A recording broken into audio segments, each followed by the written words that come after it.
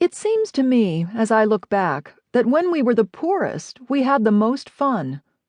Our ability to enjoy ourselves in the face of complete adversity was astounding to the people who believed that you had to have money to have fun, appalling to those others who believed that it is an effrontery for the poor to laugh.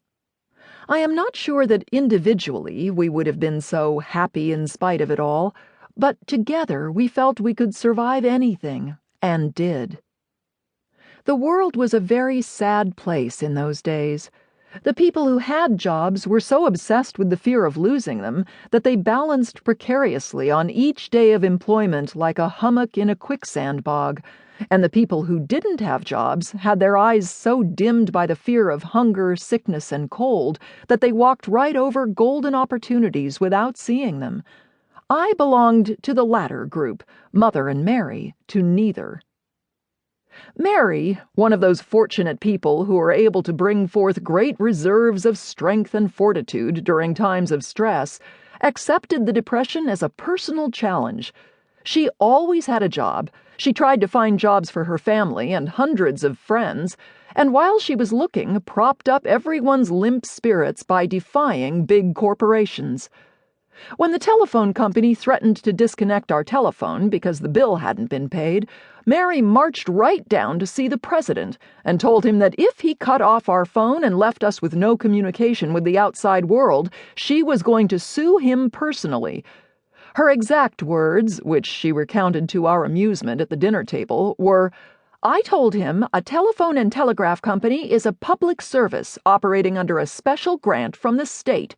If you cut off my telephone, you will not be performing a public service, and I will sue you. In fact, from this day on, I'm going to be known as the biggest suer in the city of Seattle." It did keep the telephone from being disconnected, and it certainly bolstered our morale. She tried the same thing with the Power and Light Company, but they turned off the lights anyway, and for a week or so left us to burn old Christmas candles and knot iron.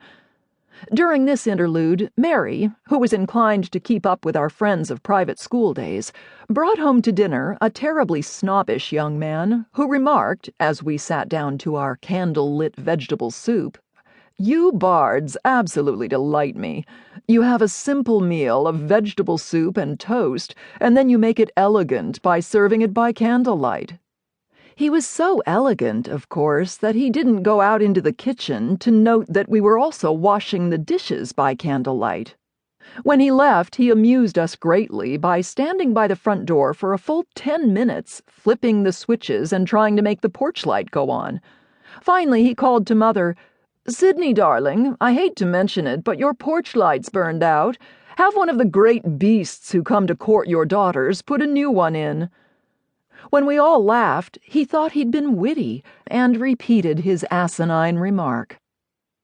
When we ran out of fireplace wood, Mary unearthed a bucksaw and marched us all down to a city park 2 blocks away where we took turns sawing up fallen logs. We were just splitting up the first cut on our first log when 2 park gardeners came up and asked us what the hell we thought we were doing. Mary told them exactly what we were doing and why we were doing it, and to our surprise and relief, they helped us saw and carry the wood up to the house, and after that saved logs and bark for us. During the Depression, we all came home right after work, and Mary brought home to dinner, to stay all night, or to live with us, everyone she met whom she felt sorry for. Every night for dinner, we had from 2 to 10 extra people to tax Mother's ingenuity in stretching the meatloaf, macaroni and cheese, spaghetti, chili, tuna fish and noodles, vegetable soup, park wood, and beds.